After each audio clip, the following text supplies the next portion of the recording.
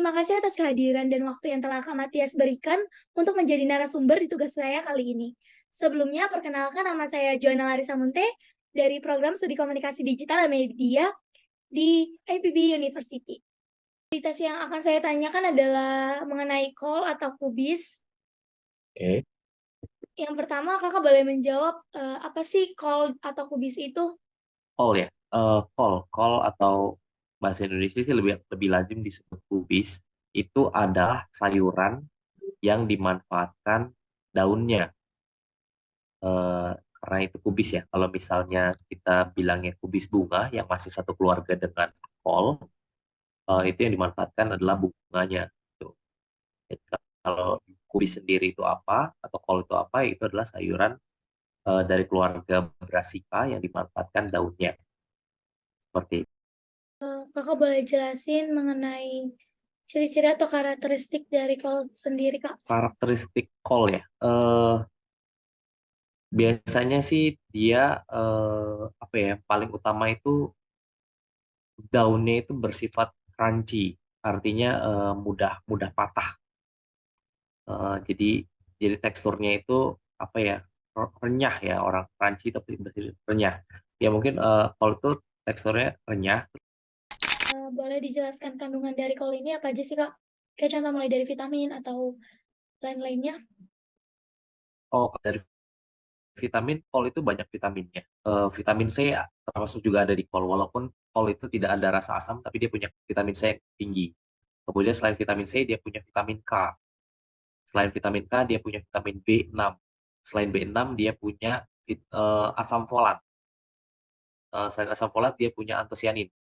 Khususnya di kubis merah ya, atau kol merah. Itu punya antosianin dan juga punya karoten. Jadi dia senyawa antioksidan.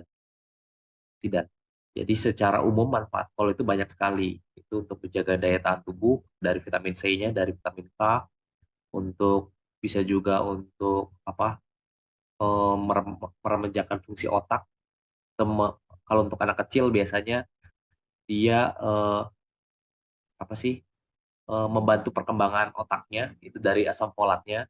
Kemudian dari orang dewasa dia bisa memanfaatkan kubis sebagai antioksidan, pencegah kanker atau lain sebagainya itu karena dari kubis khususnya kubis merah itu kandungan antosianinnya sangat tinggi. Jadi itu bisa untuk melawan penyakit kanker juga seperti itu. Pertumbuhan kol. Pertumbuhan kol itu kalau di Indonesia lazimnya dia ditanam dari biji. Jadi biji itu disemai mungkin butuh sekitar 2 minggu sampai 1 sampai 2 minggu lah. Biasanya 1 sampai 2 minggu disemai, kemudian dipindah tanam. Artinya dari semayan itu ditanam ke pot atau ke lahan. Kalau di petani biasanya kan ke lahan.